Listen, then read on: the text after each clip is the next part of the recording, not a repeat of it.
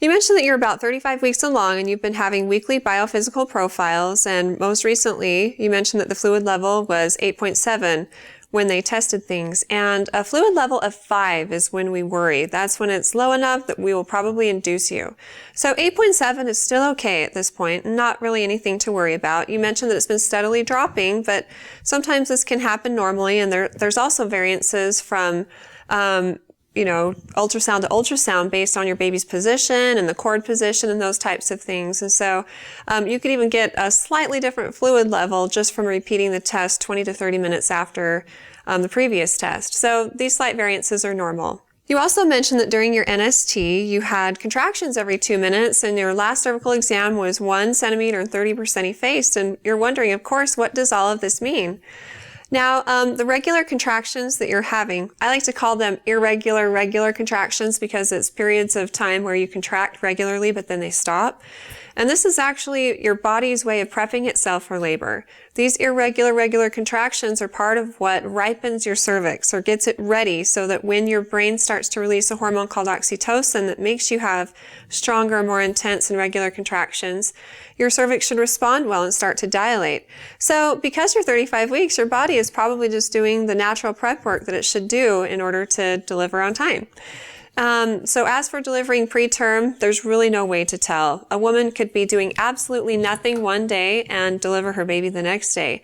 So there's not always lots of signs of labor prior to the time when you start contracting. But your doctor mentioned to you that if you could make it to 36 weeks, that would be good.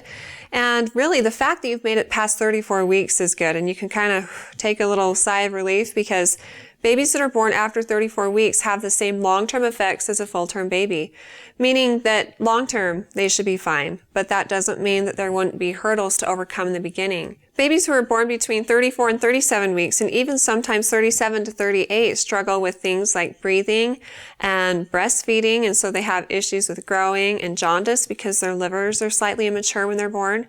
And so these babies sometimes spend some time in the NICU. But that's okay because long-term their prognosis is really good. Short-term it does make some things difficult, and of course that's why we want women to stay pregnant as long as they can. Really at this point, every single day that you can stay pregnant is good because your baby is doing the finishing touches on its development. And so if you stay pregnant till 36 or 37 or even 38 or 39, that's so great for your baby. But like I said, you can take a little sigh of relief knowing that long-term, if your baby was born at this point, things should be fine. Now, because you mentioned that you're having weekly biophysical profiles and AFIs and NSTs, I'm guessing that there's some sort of underlying issue and they're monitoring you more closely for that. Because of these things, make sure you stay in close contact with your doctor, and if you have any hesitations or concerns, ask them and they can decide if further investigation or treatments are warranted for you. I hope the best for the rest of your pregnancy, however long that ends up being, and congratulations ahead of time on the birth of your baby. If you have any other questions for me in the future, feel free to ask them on our Facebook page at facebook.com/Intermountain Moms, and recommend us to your friends and family too.